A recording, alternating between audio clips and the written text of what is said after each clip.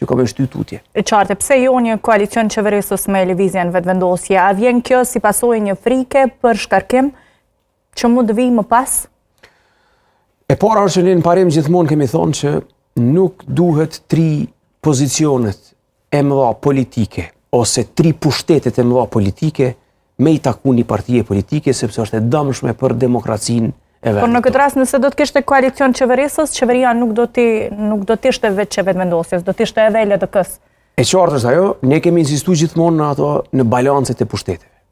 Në balancet e pushteteve. Fillimisht as nuk ka qenë temë diskutimi bashkëqeverisja, sepse lëvizja vetëvendosje i ka fituar zgjedhjet me një numër të deputetëve që e krijon qeverinë vet, edhe e ka kriju qeverinë vet, pra nuk e ka ftu asnjë partner në bashkëqeverisje, e ka kryu atë pjesë të punës, është konstituu edhe kuvendi sepse i kanë pas votat dhe me të drejtë kanë ecë tutje, pa asnjë problematik, sepse populli i Kosovës ju ka dhënë atë të drejtë, mirë po kur vjen puna tek presidenti, kushtetuta dhe rregullat tona e kërkojnë një tjetër mendësi.